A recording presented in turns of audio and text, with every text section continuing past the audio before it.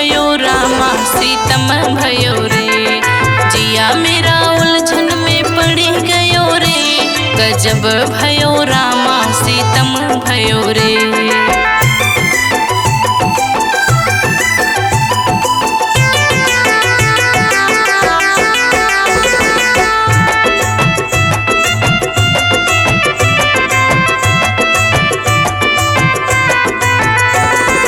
नदी से बोलू तो बोले न सखियाँ, बनठन के कॉलेज निकल गई सखियाँ।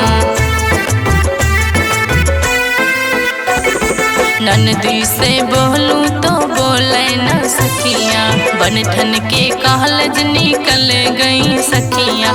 फैशन का नशा उसे चढ़ी गयो रे, सीतम भयो रामा जुलुम भयो रे। जिया मेरा उलझन में पड़ी गयो रे, गजब भयो रामा सीतम भयो रे।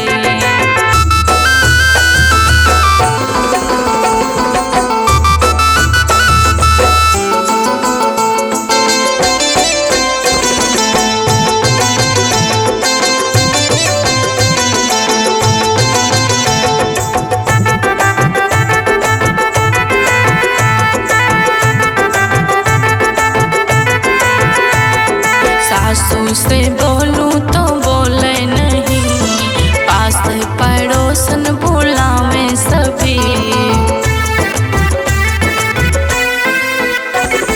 सासू से बोलूं तो बोले नहीं, पास पड़ोसन बुलावे सभी। गपसप में दिन भर गुजर गयो रे, सीतम भयो रामा जुलुम भयो रे।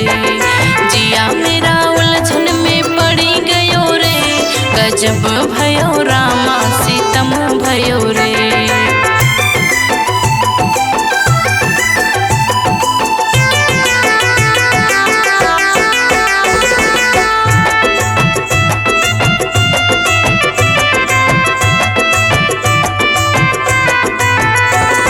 ससुर जी से कैसे बताऊं सखी, घर से निकलते न जाऊं सखी। ससुर जी से कैसे बताऊं सखी, घर से निकलते न जाऊं सखी। मीटिंग में टाइम निकल गयो रे, सीतम भयो रामा जुलुम भयो रे। जिया मेरा उलझन में पड़ी गयो रे, गजब भयो रामा सीतम भयो रे।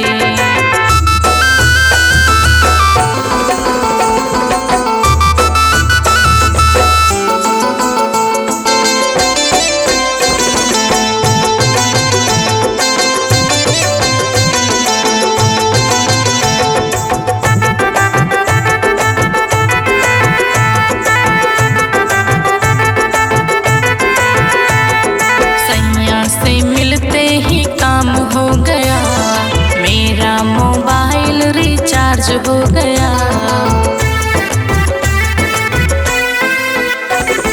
सैया से मिलते ही काम हो गया, मेरा मोबाइल रिचार्ज हो गया।